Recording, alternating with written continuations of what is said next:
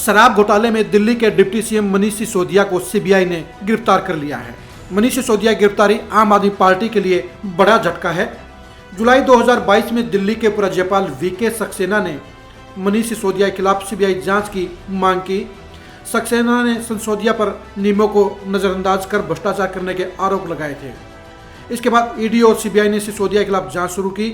इस मामले में भाजपा ने नए टेंडर के बाद गलत तरीके से शराब ठेकेदारों के 144 करोड़ रुपए माफ करने के आरोप लगाए हैं। सिसोदिया आम आदमी पार्टी के दूसरे मंत्री हैं जिन्हें एक केंद्रीय एजेंसी ने 1 साल के अंदर गिरफ्तार किया है। इससे पहले दिल्ली के स्वास्थ्य मंत्री सत्येंद्र जैन को मई 2022 में ईडी ने गिरफ्तार किया था और वो अभी जेल में है। मनीष सिसोदिया की गिरफ्तारी के पीछे 3 कारण रहे।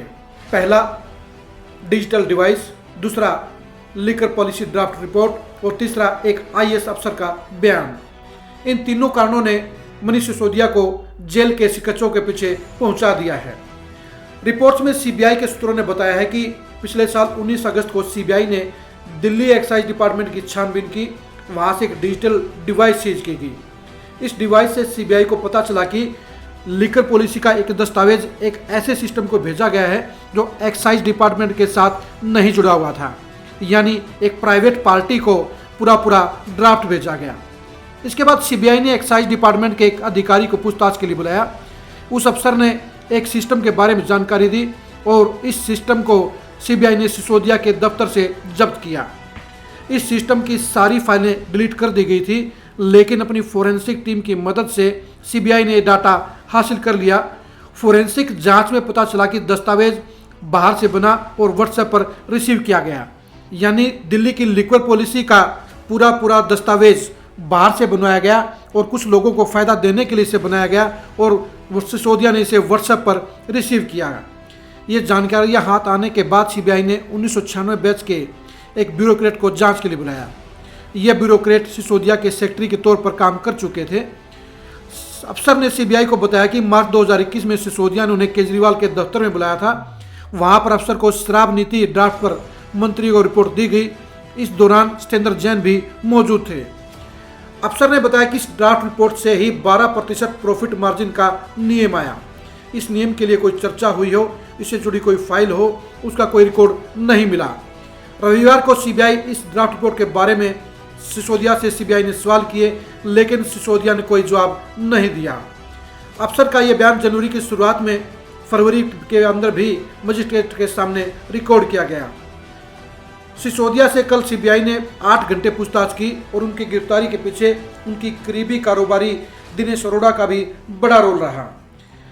सिसोदिया की गिरफ्तारी में 4 अहम पॉइंट रहे। पॉइंट नंबर 1, मीडिया रिपोर्ट्स में सीबीआई सूत्रों के हवाले से बताया गया कि जब शराब पॉलिसी के जरिए कारोबारियों को फायदा पहुंचाया जा रहा था, उस दौरान सिसोदिया ने एक दिन में 3 फ़ोन बदले और इन तीनों फ़ोनों को बदलने के बाद तोड़ दिया गया। सीबीआई ने गिरफ्तारी के बाद कहा कि सिसोदिया से इस बारे में जो सवाल किए गए उनके पास उनके संतोषजनक जवाब नहीं थे। सिसोदिया की गिरफ्तारी शराब नीति में गड़बड़ियां और उनके जरिए निजी लाभ पहुंचाने के मामले में हुई है। कारण नंबर 2, सीबीआई ने कहा कि सिसोदिया ने कई अहम सवालों के जवाब टाल दिए। हमने उनके सामने सबूत भी पेश किए, लेकिन सिसोदिया ने जांच में सहयोग नहीं किया। सीबीआई ने कहा कि उनसे गहराई से पूछताछ करने के लिए कस्टडी में रखना जरूरी है और इसीलिए अगली कस्टडी के लिए उन्हें आज सीबीआई कोर्ट में पेश किया जाएगा। कारण नंबर 3, सीबीआई ने बताया कि सिसोदिया से 8 घंटे तक पूछताछ की गई। सिसोदिया से शराब नीति, दिनेश अरोड़ा से सिसोदिया के कनेक्शन के बारे में कई सवाल किए गए। सिसोदिया ने इस बारे में कोई भी संतोषजनक जवाब नहीं दिया। सिसोदिया ने शराब नीति को लेकर कई लोगों के पास फ़ोन कॉल किए जिनकी रिकॉर्डिंग और डिटेल सीबीआई के पास है, लेकिन सिसोदिया ने इन फ़ोन कॉल करने के बाद उन फ़ोन सेटों को ही नष्ट कर दिया।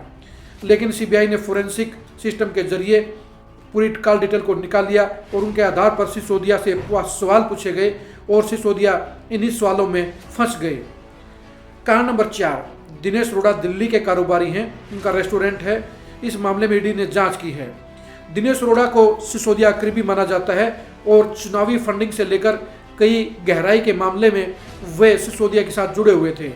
सीबीआई और ईडी की जांच होते ही दिनेश अरोड़ा ने पाला बदल लिया और वो सरकारी गवाह बन गए। दिनेश अरोड़ा के बयानों ने भी सिसोदिया को फंसाने का काम किया। दिल्ली सरकार के लिए यानी केजरीवाल के लिए मनीष सिसोदिया की गिरफ्तारी एक बड़ा झटका है।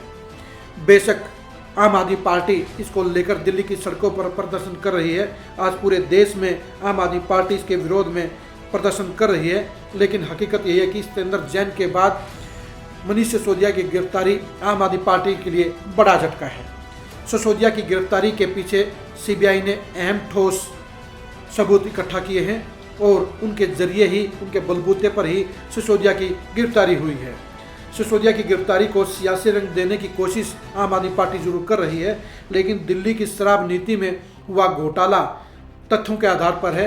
इससे आम आदमी पार्टी की सरकार इनकार नहीं कर सकती और इसीलिए किए गए बदलाव को कुछ ही समय के बाद केजरीवाल सरकार ने वापस ले लिया था। लेकिन केजरीवाल के सबसे बड़े मंत्री, वो मंत्री जिनके पास सरकार के 33 में से 18 विभाग थे, वो सीबीआई के शिकंजे में आ गया है और सीबीआई के सवालों का जवाब देना उनके लिए टेढ़ा हो गया है। मनीष सिसोदिया की गिरफ्तारी से आम आदमी पार्टी को कई सवालों से गुजरना पड़ेगा और इस मामले में अगर मनीष सिसोदिया दोषी साबित हो गए तो पूरी आम आदमी पार्टी खतरे में पड़ जाएगी। मनीष सिसोदिया की गिरफ्तारी को लेकर आप अंदर की खबरों के लिए लगातार खरी खरी न्यूज़ के साथ जुड़े रहिए। नमस्कार।